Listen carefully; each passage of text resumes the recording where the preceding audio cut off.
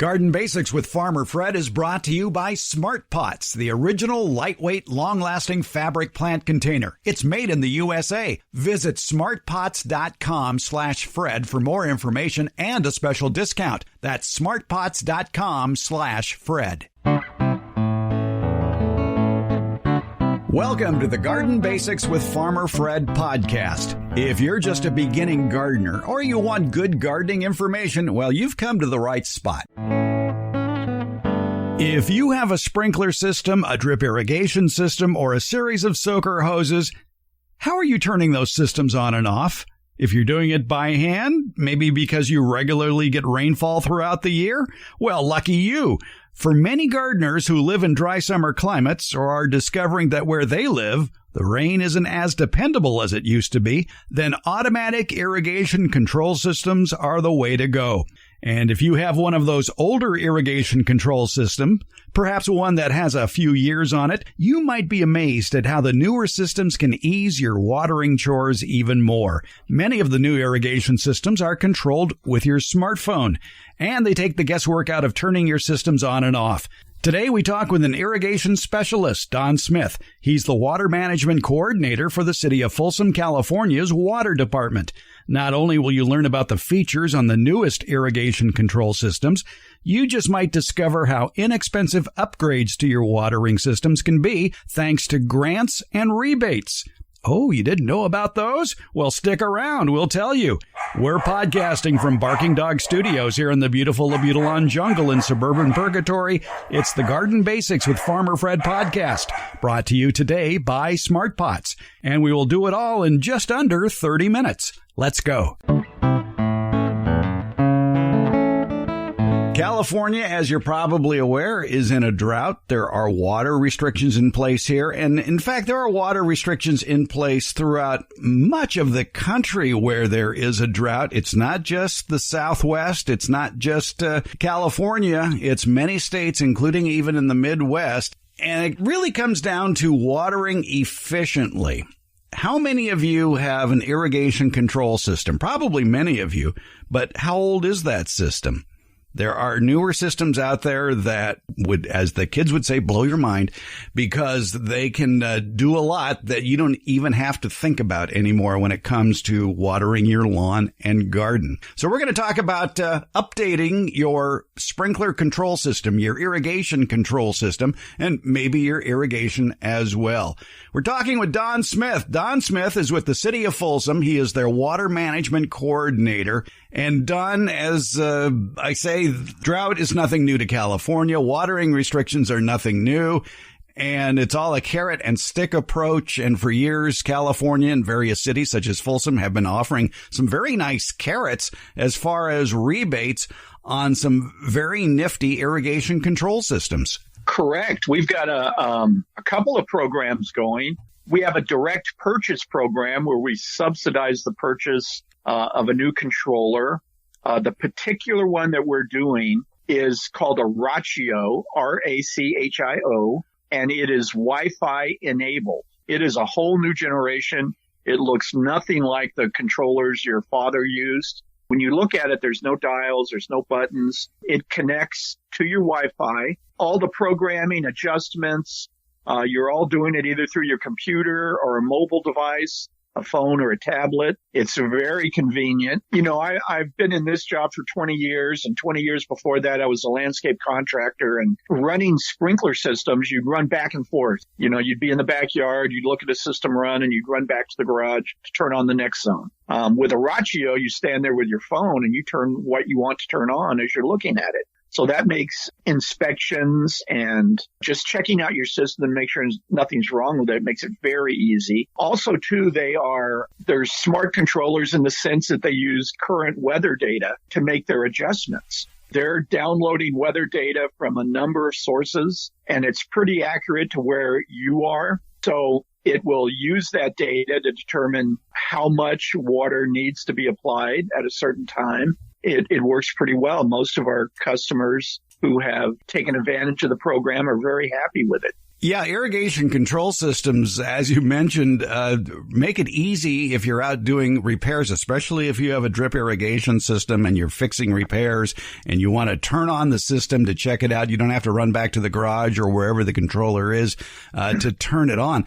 And in fact, looking at some of the smart irrigation controllers that are out there now, there are some that will even tell you when you have a leak. Right. The Rachio, if you want to, it's an add-on service, but they actually have a flow meter that can be installed in your line. Now, this requires some plumbing, but it learns what your normal flows are when your system's running. And when that flow spikes, which would indicate a break or a broken sprinkler, it will notify you and let you know you got a problem so you can go check it out. I mean, most of us, our systems are coming on early in the morning, late at night, and we can have broken equipment that we never know about. The Rachio flow meter will let you know you got a problem. Yeah, that's very nifty. And also many cities, including Folsom, subscribe to the drop counter service that can let customers know how much water they are using on a day-to-day basis and when there might be a leak as well. Correct. Drop counter, the City of Folsom uses. There's several other providers, but it gives the customer a portal to look to see what their water use is. They can see down to the hour. Occasionally, we've had to talk to a customer who thought his water bill was too high, and we asked him how much he was watering, and he said hardly ever. And then we looked at the drop counter page, and we could see big spikes every night. And he just wasn't aware it was coming on. So with that knowledge, you can correct problems before they get to be a big deal. And the portal, and almost all of them do it, but the drop counter portal, if it notices that water is flowing through your meter on a 24-hour basis, it will send you an email to let you know that you may have a leak somewhere. Many times, if you don't have this technology, you know there's a leak when you get a big bill. It's definitely advantageous to be able to see that information early and to be able to take care of it. Yeah, if people can find it, if they can find the manual to their controller, and I've heard that story before, people say, well, I lost the manual. I don't know where it is. Or they'll even say, I may have a controller in the garage somewhere, but there's probably a bunch of shelves in front of it. Well, that's a problem that needs to be addressed. Right. Well, that's one of my standard lectures to homeowners is make sure that timer is where you can get at it. Keep it clear in front so you can get to it. Because you may not be installing a Rachio, or you may not be installing a smart controller that will adjust itself. And that means you need to get to that timer on a regular basis to change the settings depending on weather, depending on the season. And if you've got shelves and boxes and all other types of things in front of it, it makes that difficult. Another thing that's really important is when the timer is installed, make sure it's right there at eye level for you, the homeowner. I've seen them down on the ground. I've seen them up by the ceiling of the garage. Worked with one gentleman, and I asked him where his timer was, and he pointed up above his walk-through door in the garage. And it was right up next to the ceiling. And I asked him, why did you put it there? And he said, that's where the installer ran out of wire.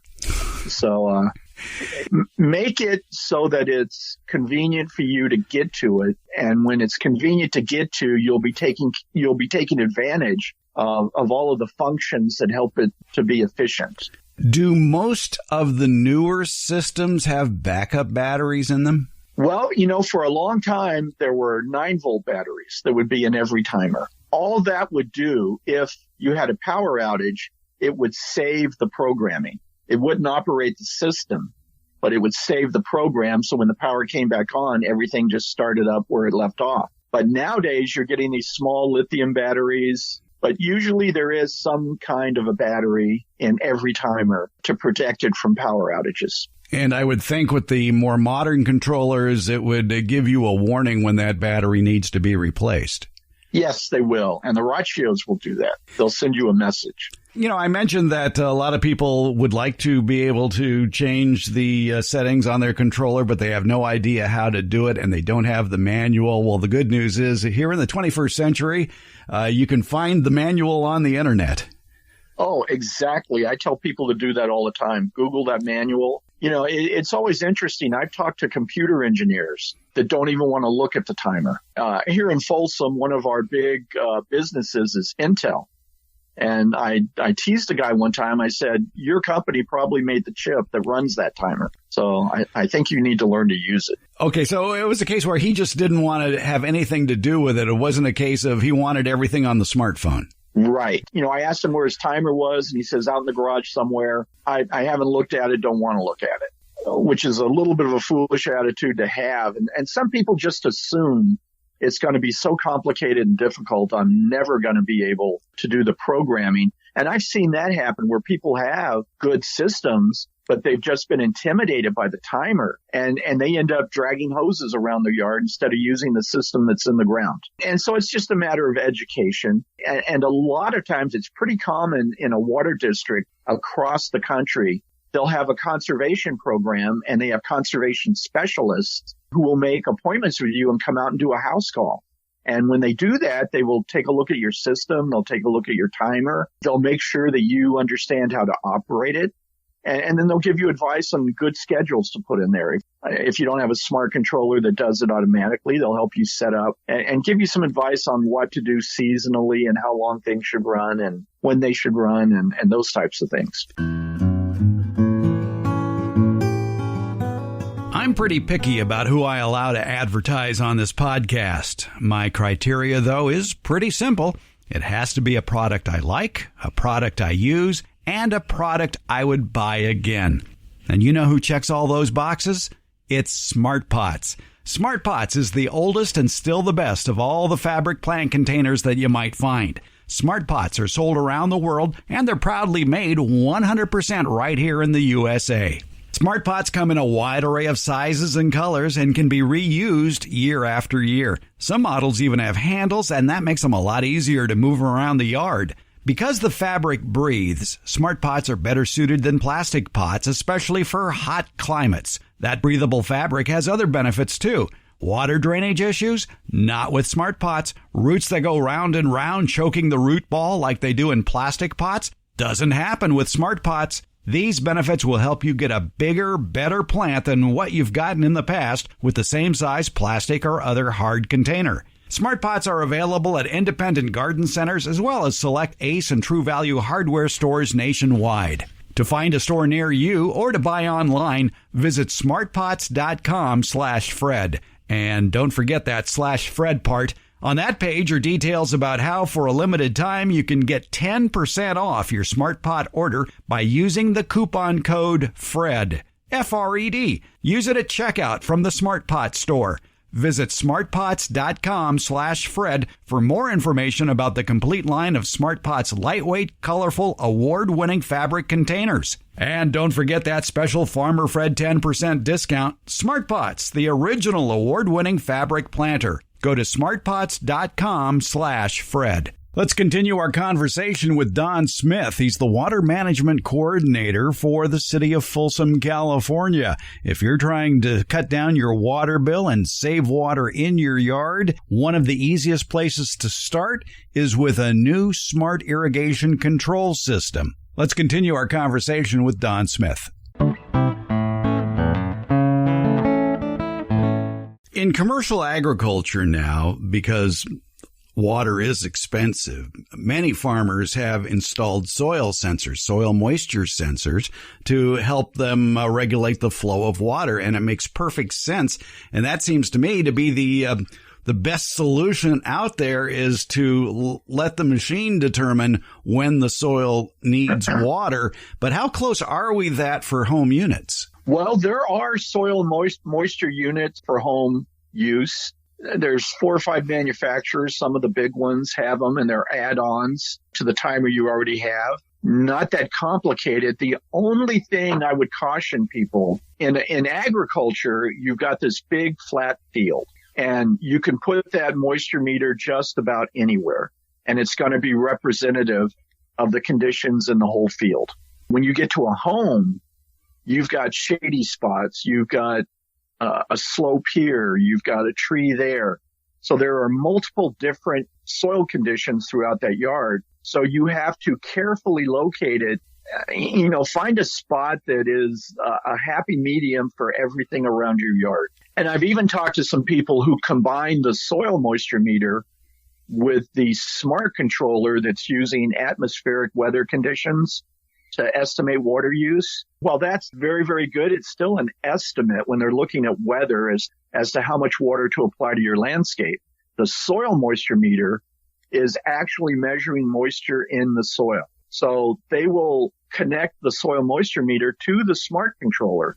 If the smart controller makes a mistake and you really don't need as much water as it thinks you need, the moisture meter will override it and not allow it to water. So it can be a benefit. You just have to be careful where you locate it. Can multiple soil moisture meters be used with a single irrigation controller? They can, and there are systems that do that, but you're going up in cost and difficulty of installation. Yeah, something like that would probably be best if you're doing a total yard rehab and you're going to start from ground zero.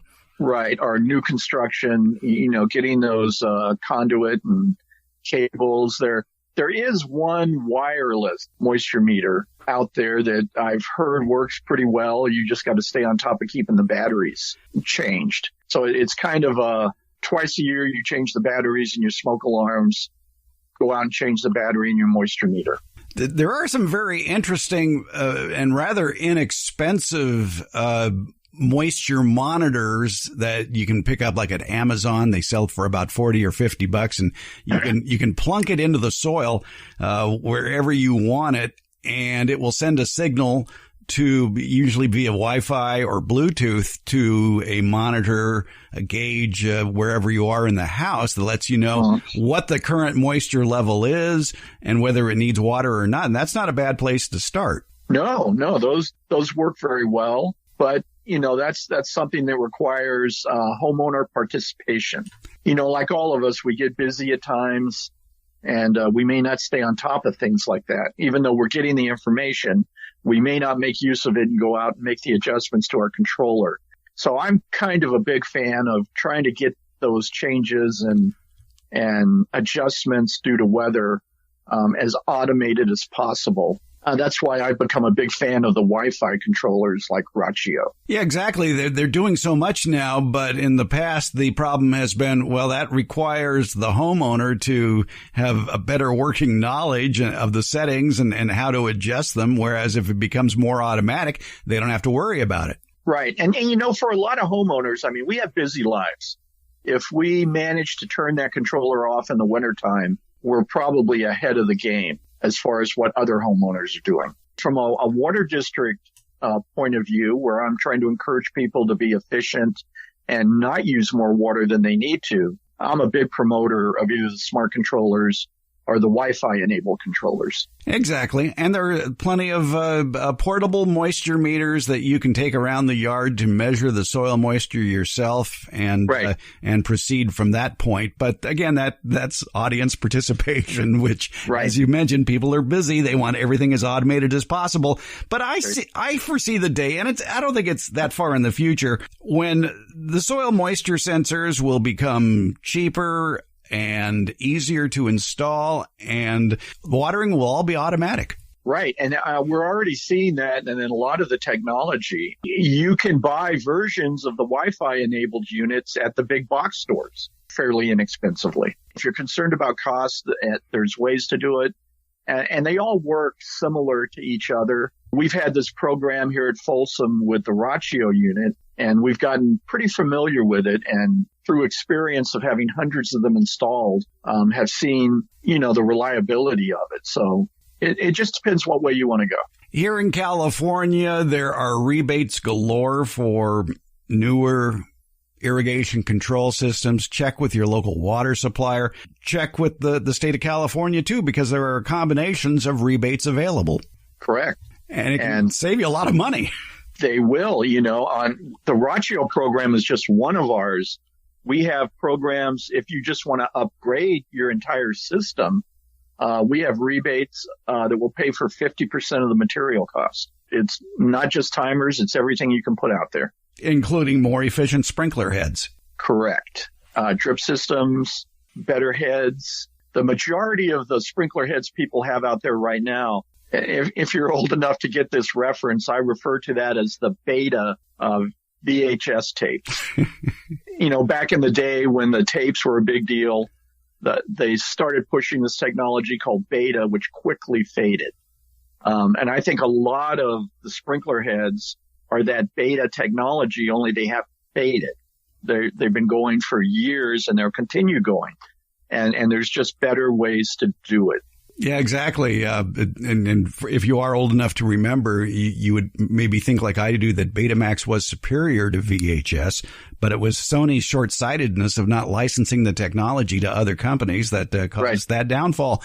But that's besides the point. Yeah. Well, when I talk about sprinkler technology, I like to compare it to cell phone technology. I mean, when I was a contractor, the first cell phone I ever had was the size of a brick and looked like an old Army walkie-talkie. And now we've got these nice iPhones and smartphones. You can't even buy one of those old brick cell phones anymore. They're not available. But you can still buy the same old sprinkler that was being installed 50 years ago. Just because people are used to them, they're comfortable with them. That's what my dad used, so that's what I'll use. When there are much better options out there like the rotary sprinkler nozzles. Which are far superior to the misting spray heads. Exactly. Use much less water. Correct. Yeah. And for those who are maybe averse to Wi-Fi, to averse to carrying their smartphone with them everywhere, I understand. I feel your pain. Yeah. And a lot of these controllers, you can walk up to the controller and program it from the controller. Right. You don't necessarily need the Wi-Fi or Bluetooth connection. If you want to be old-fashioned about it, you can walk up to it and program it. Well, the Wi-Fi enabled ones, that's difficult to do. They don't really make that easy to do. They almost require you to use the Wi-Fi settings. But you can there's still plenty of standard controllers that are reliable, good technology. You just have to be conscious about making the changes yourself. There are dozens of models. If you don't want to go all high tech, I would just say take a look at what's available. And when you look at it, maybe go online and look at the manual and see if it makes sense to you. Does it seem simple to you? And if it does, go for it. The only thing I encourage people to do is at a minimum, make sure that you have multiple programs. And you'll usually see that by letter designations. We'll have program A, program B, program C. That's very important for the efficiency and how it operates because you can separate zones that need to be watered differently from each other. And each one of those programs can be set up independently of the other program as far as start times, as far as days of the week that it comes on. So you can separate a drip system from a spray system. And then also, too, along with multiple programs is you want multiple start times.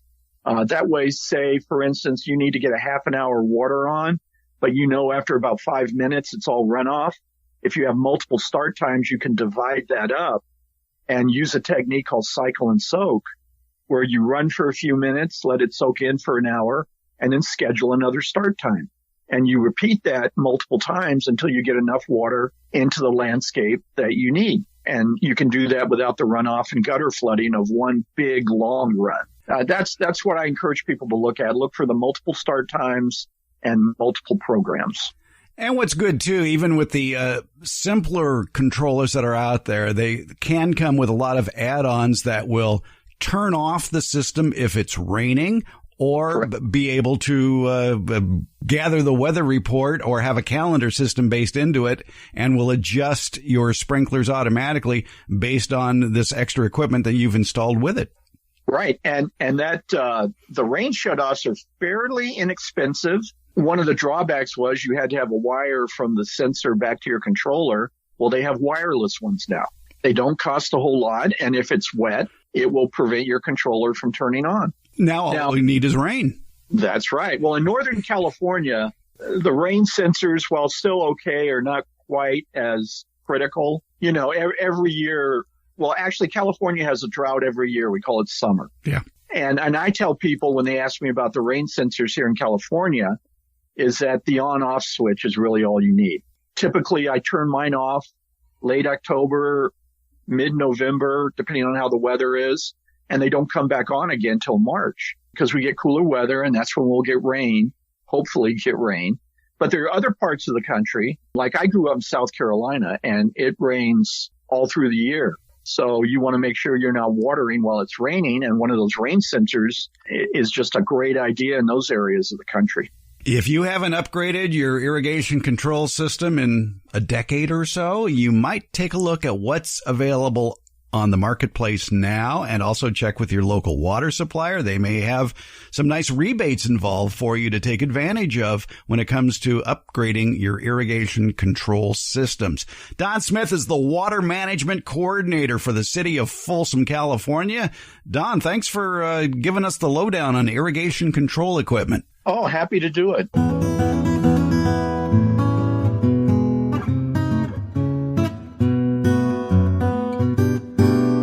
Is it hotter, or is it just your imagination? Oh, it's real. Heat waves across the country in the last decade are longer in duration and higher in temperature, and that includes both daytime and nighttime temperatures.